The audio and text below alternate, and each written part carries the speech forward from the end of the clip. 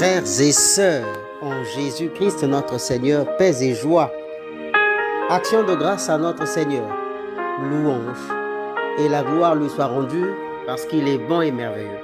Il nous donne la paix, il nous donne la santé, il nous donne la force et le courage. Mais surtout, rassurez-vous, la foi pour que nous puissions avoir le courage de le louer, de le bénir. Mais en plus, la force de nous lever chaque matin.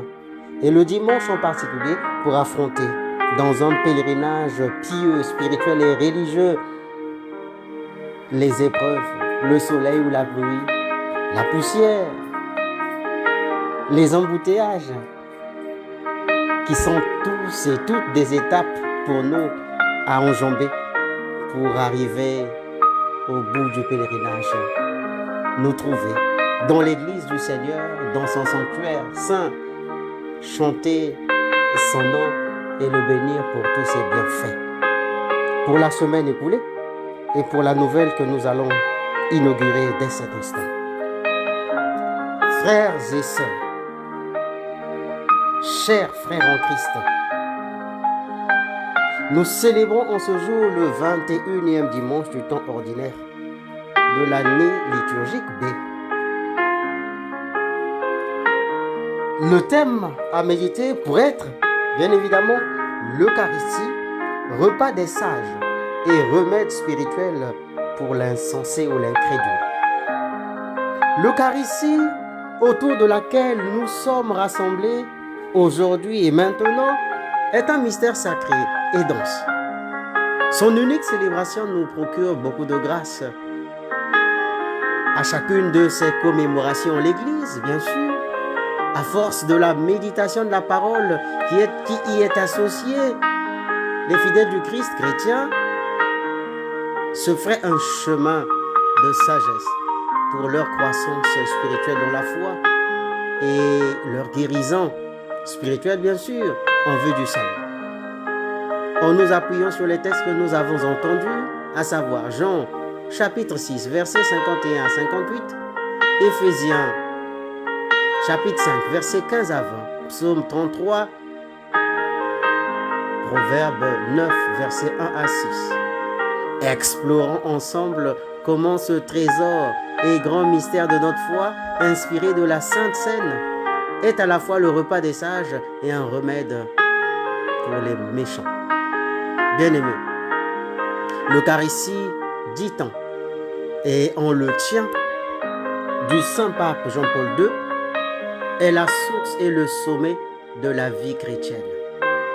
En effet, c'est grâce au sacrement de l'Eucharistie que nous pourrons et que nous trouvons la lumière et la force de surmonter les difficultés de la vie.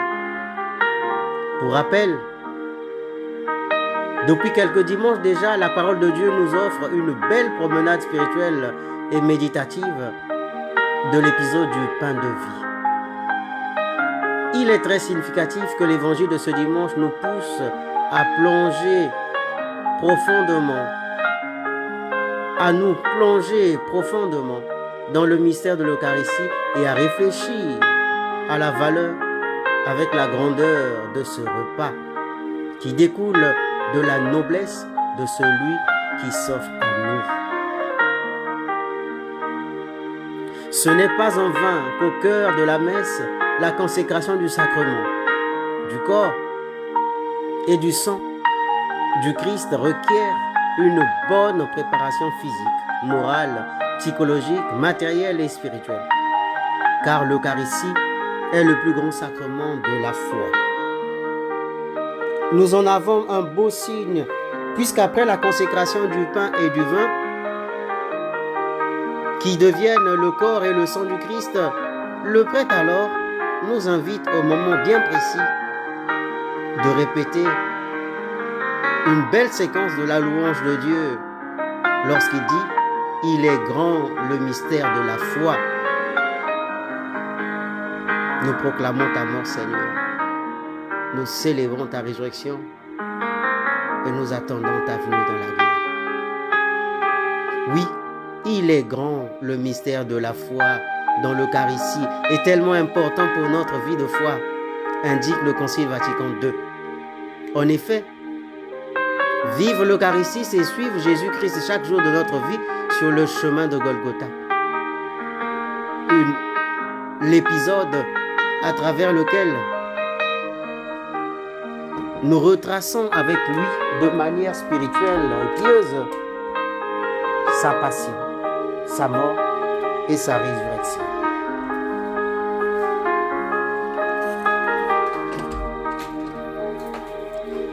Suivre le Christ sur Golgotha, c'est se décider à faire un long voyage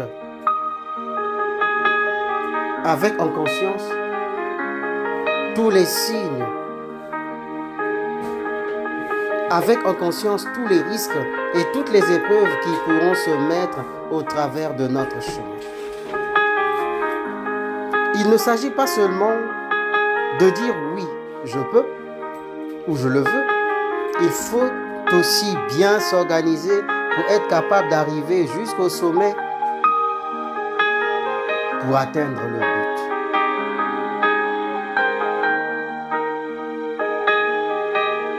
Pour cela, il faut nécessairement se préparer. C'est d'ailleurs ce que l'on relève de la première lecture du livre des Proverbes. L'ordre et l'harmonie, la rigueur et la prudence, la délicatesse, la qualité et la beauté du service fraternel, en un mot, la liturgie, sont toutes les caractéristiques essentielles qu'il nous faut mettre en œuvre pour nous préparer à être à la hauteur de ce mystère noble qu'est l'Eucharistie, à en être des invités dignes et des promoteurs ineffables.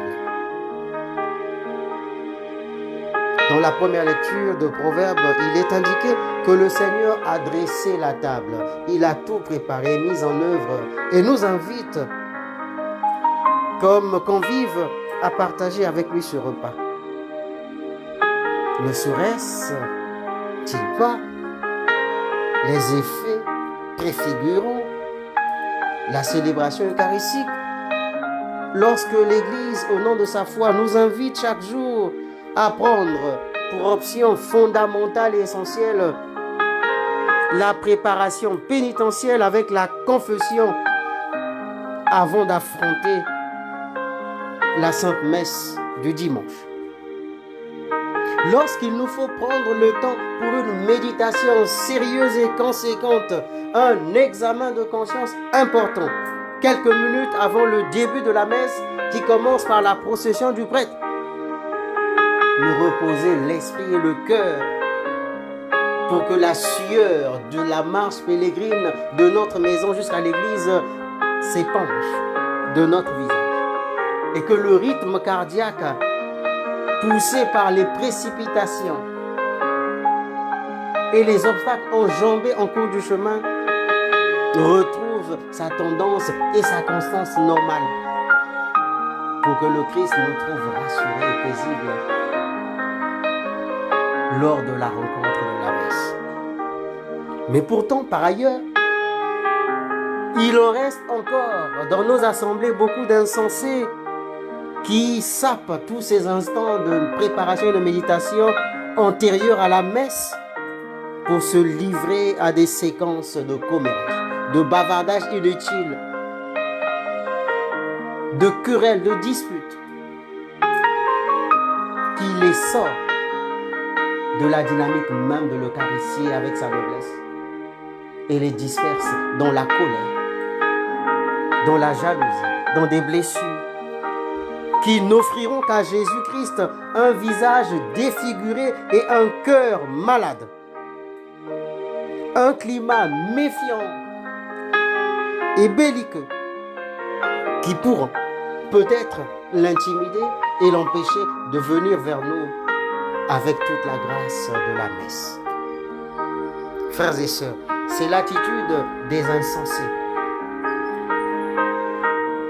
le tableau opposé à celui du sage que nous propose la première lecture. Prenons donc assez de temps pour préparer toutes nos messes et toutes nos célébrations. Vivons nos célébrations de manière liturgique, c'est-à-dire dans le respect et l'harmonie avec Dieu, le Saint-Esprit et Jésus-Christ, soyons un avec eux pour que notre messe et nos célébrations reflètent la grandeur, la noblesse et la dignité de la parole de Dieu, ainsi que du mystère eucharistique que nous célébrons. À cela, on pourrait toujours ajouter tous les autres aspects extérieurs et physiques. Oui, peut-être une belle et bonne tenue de noces pour ne pas nous retrouver à la place de cet individu que le maître, le roi, expulsait de son banquet parce qu'il n'était pas en tenue de noces. Oui, cette tenue, elle est spirituelle, mais elle l'est aussi, ou peut-être physique et matérielle. Prenons le temps de nous saper à la valeur et à la crédibilité de la dignité que nous partons rencontrer, pour que ce digne enfant de Dieu voie en nous de dignes frères, des chrétiens. Une expression en lingala dirait Olataka okeneke wapi, c'est-à-dire lorsque nous nous habillons, lorsque nous nous sapons, où partions-nous? En boîte de nuit, dans des fêtes profanes, ou à la fête du royaume des cieux, à la Sainte Messe. Ne faisons pas de la tenue vestimentaire pour la Sainte Eucharistie une tenue de sport, comme si nous partions à une séance de jogging, ou peut-être à un spectacle de musique, comme de vedette, ou tout simplement à une séance de marche sportive, comme certains et beaucoup parmi nous. Frères et sœurs, la qualité ici est le reflet de la profonde consécration de notre vie à Christ, qui nous permet alors d'établir avec lui une relation harmonieuse et que cette harmonie se dégage même dans nos habitudes et nos manières d'être lorsque nous nous apprêtons à aller le rencontrer. Tout compte fait, la sagesse ici, en plus de nous inviter à passer à table, nous invite aussi à prendre les dispositions et à réunir les conditions adéquates et nécessaires, tant de discipline spirituelle, physique et matérielle, pour être à la hauteur du Christ. La sagesse nous appelle à être en alerte et réfléchir dans nos choix liturgiques, dans nos choix vestimentaires, dans nos tenues et nos dispositions, notre conduite, exaltant et recherchant ce qui reflète la nature divine en nous. Le peuple saint, le peuple de Dieu, assumons cette nature lorsque nous sommes en l'église pour la messe.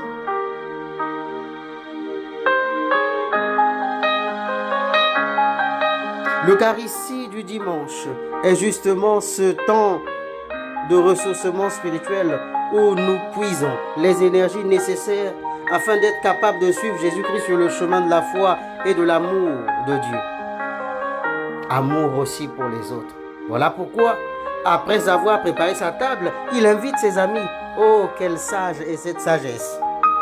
Nous aussi, après avoir vécu l'extase et la beauté sur la montagne du Seigneur dans son église à la Sainte Messe, soyons capables de fraterniser avec les autres, soyons capables d'inviter nos frères et sœurs comme ces convives susceptibles de partager avec nous l'amour de Dieu et de vivre avec nous la fraternité en Jésus-Christ. L'Eucharistie, c'est aussi un appel à la conversion, au changement, à la renaissance. Oui, d'ailleurs, le prêtre nous l'indique à la fin de la messe lorsqu'il nous dit « Allez dans la paix du Christ ». Autrement, devenez ce que vous avez reçu, ce que vous avez appris des enseignements de la messe et ce qui vous a fait grandir dans le mystère eucharistique que vous avez célébré en consommant le corps et le sang de Jésus-Christ. Ce mystère nous appelle à une réforme profonde de notre manière d'être en relation avec Dieu et avec nos frères et sœurs. La pratique régulière de l'Eucharistie nous invite à vivre ce don de manière concrète, à devenir nous-mêmes des vecteurs de cette noblesse divine dont le service et l'amour fraternel au cœur de notre humanité et partout où nous nous trouvons. En fin de compte, l'Eucharistie est une invitation à entrer dans ce mystère d'amour et en devenir apôtre de la fraternité universelle. Témoin vivant de Jésus-Christ dans le monde. Que dire de plus? Sinon, soyons des ministres sacrés et extraordinaires de l'Eucharistie, où que nous soyons, partout où nous nous trouvons. Que le Christ ne se sente pas prisonnier en nous, saboté en nous, maltraité en nous, mais qu'il soit en nous aussi libre qu'il le veut et qu'il le désire pour sa gloire et notre salut. Enfin, je ne peux que vous dire, avant de se séparer, le maître mot que vous savez tant. Je vous aime avec amour, avec joie, avec paix. Je vous aime d'un amour vrai et sincère. Je vous aime d'un amour honnête. Je vous aime d'un amour chrétien. Et avec vous et tous ensemble, aimons-nous pour la gloire de Dieu et le salut de notre humanité. Bon dimanche à vous. Que la bénédiction du Seigneur vous localise chacun dans sa position et que le Seigneur reste et demeure merveilleux pour vous et nous. Marie, notre Mère, Notre-Dame de l'Assomption, sois avec nous, prie pour nous et nos familles et donne-nous d'aimer comme toi la Sainte Eucharistie, la Sainte Messe, avec toute la vénération, tout le respect et surtout la force de pouvoir mettre tout en œuvre pour préparer nos messes rigoureusement, délicatement. Même si, dit-on dans la préface, que notre louange, nos chants et nos clameurs de joie n'ajoutent rien à ce que ton Fils Jésus-Christ est, mais faites que par votre prière, Marie, que toute cette clameur du peuple des chrétiens sur la terre nous rapproche les uns les autres du cœur de Jésus-Christ, ce cœur sacré et aimable. Amen. C'était Père Célo, depuis Bon Pasteur de la Rivera 3 et 4. Je vous aime, à bientôt.